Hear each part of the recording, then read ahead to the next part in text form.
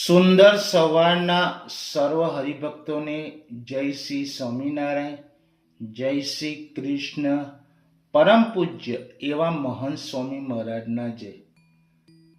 આજની સુંદર પ્રેરણા સંદેશ. આ આધુનિક દુનિયામાં ભીડમાં બેઠેલો માનવી આજે બધું મેળવવા દોડે છે, પરંતુ અંદરથી શાંત થવાનું ભૂલી ગયું છે. દેખાવ, વાણી, વસ્ત્રો અને ઓળખ આ બધું બહારનું છે. સાચી ઓળખ તો મનની અંદર છુપાયેલી છે.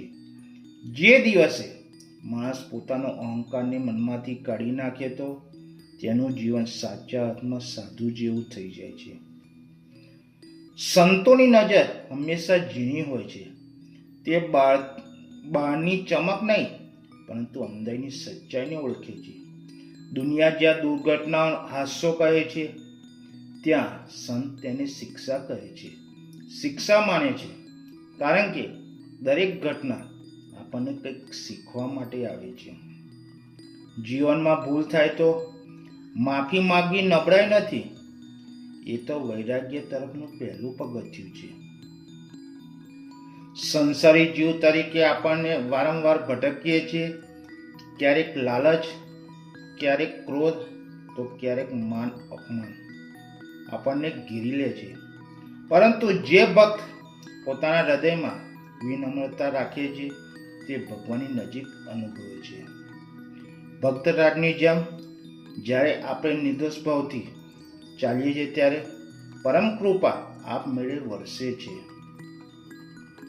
સંતો કહે છે, જીવનમાં મોજ મજા નહીં, પણ મર્યાદા રાખો.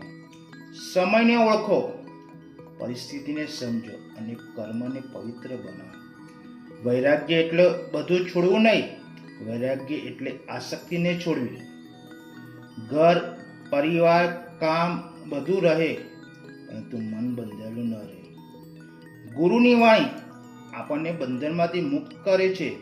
વસ્ત્રો કે દેખાવથી નહીં, પરંતુ સેવાભાવથી જીવન ઉન્નત બને છે.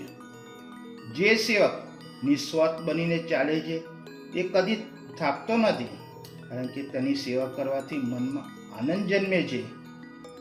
આપણું જીવન અને આપણા વિચારો આકાશના નક્ષત્રની જેમ ચમકી શકે છે, જો આપણે અહંકાર છોડીને વિનમ્રતા ધારણ કરીએ. જીવનમાં યાદ રાખજો, સાચી મહાનતા સુરમાં નથી, શાંતિમાં છે. અને જે શાંતિ મેળવે તેનું જીવન ઐશ્વર્ય બની જાય છે. જય શ્રી સ્વામિનારાયણ, જય શ્રી કૃષ્ણ.